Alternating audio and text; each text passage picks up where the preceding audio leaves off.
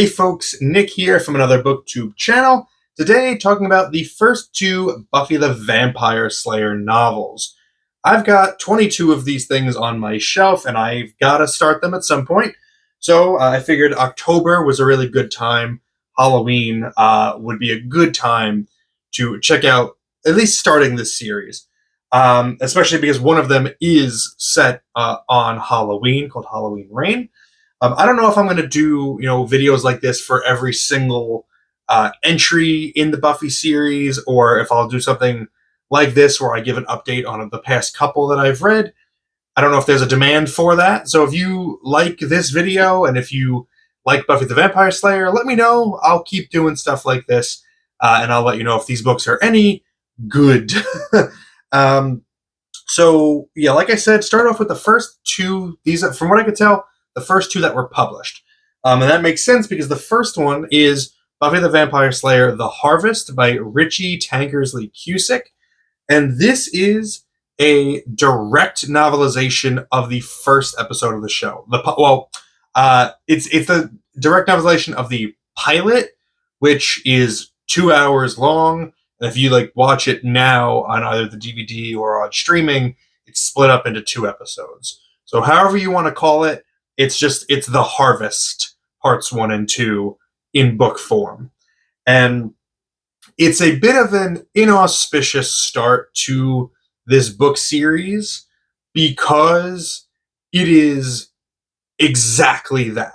There is nothing more to this book than basically just a transcribing of the events of the TV show into this.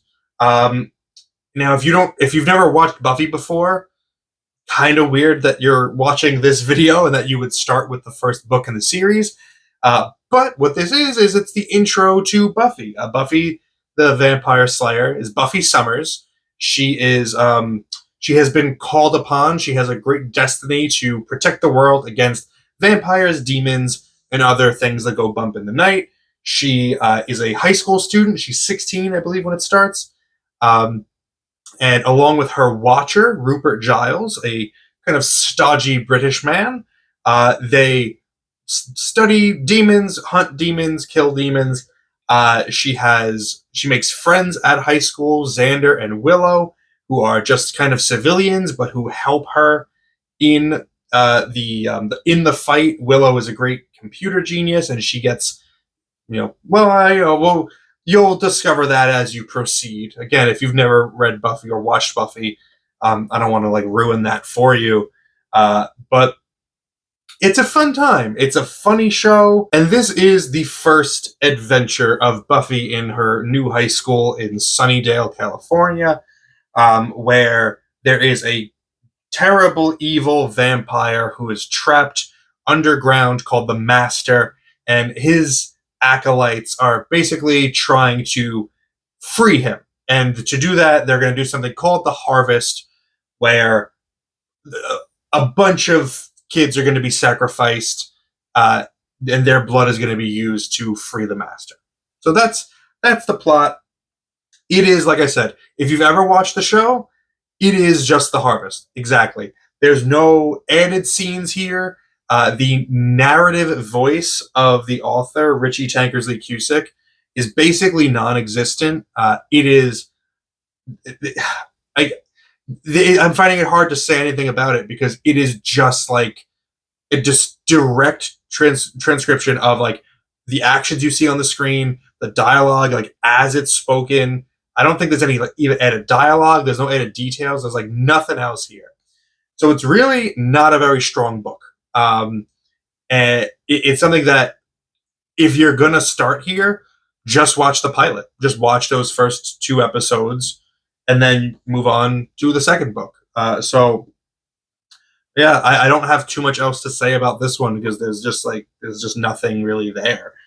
The second book is a bit more fun because this is not a novelization of an episode. It is an original story. This is Buffy the Vampire Slayer, Halloween Reign by Christopher Golden and Nancy Holder. Golden and Holder are going to be a writing duo that pop up many more times over the course of my reading. They did a lot of the Buffy books, and I can tell why they were kept on. I don't think there's any more that are written by Tankersley Cusick, but Golden and Holder keep coming back, and I can tell why, because they completely capture the voice of the show in this. The story is kind of fun, a little bit loose, I would say.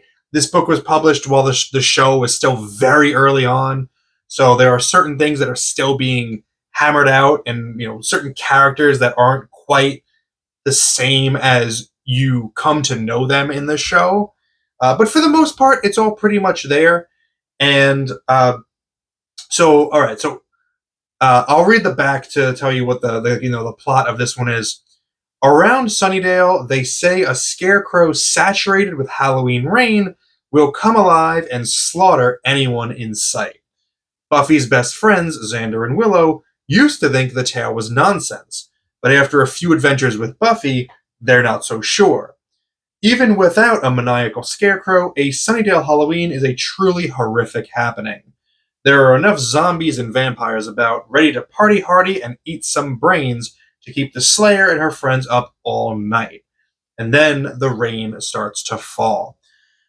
So there's actually the first thing that is inconsistent with the TV show. On the show, it's actually established after this book was written, I guess, that Halloween is actually a pretty quiet day in Sunnydale, because vampires kind of actually take a break.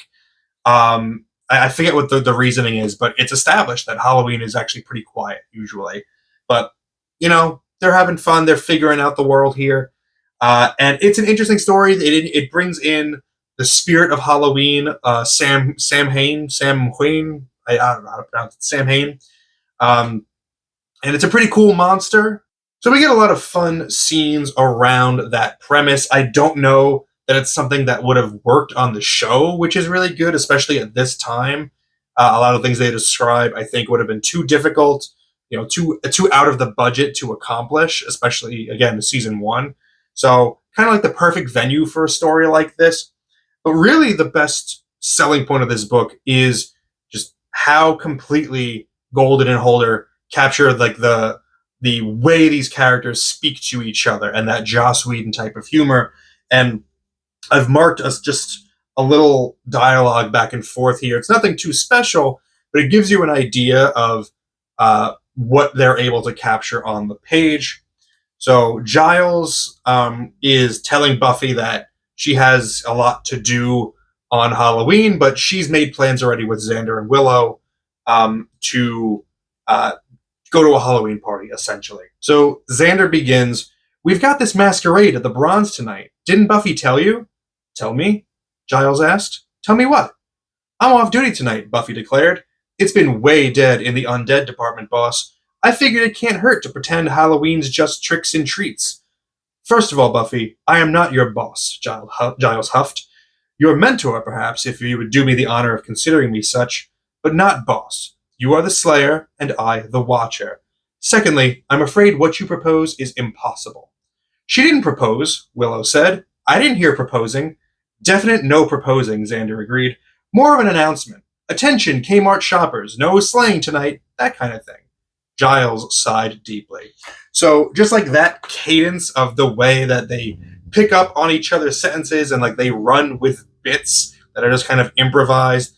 There's a lot of like pop culture references that come in and out in both the dialogue and in the narration, in the narrative voice, for the scenes where it's from the perspective of one of the teen characters.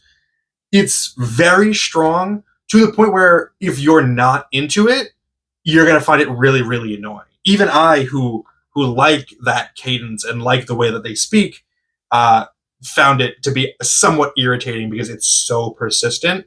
But again, I just think it's what the show is about. It's the way that I think Joss Whedon would want it to be written. I think it captures his humor and what he's going for with the show really, really well. So Halloween Rain, while probably would rank amongst like one of the mid to lower tier episodes of the show, is a pretty decent novel. Again, it's really short too, so you can really go through it quickly, and it's a lot better of a starting point than the Harvest. So I would say if you're beginning your Buffy journey, I mean, watch the entire TV show, like obviously, but watch the pilot first, and then you can move on to Halloween Reign and just take it from there. So that's all. Those are the first 2 Buffy novels. Let me know if you want me to keep going and talking about the Buffy books. I'm happy to do so as long as they keep providing good material. But yeah, that's all. If you've read these books, let me know your thoughts about them in the comments below. Thank you for spending some time with me today. But now it's time to get back to reading.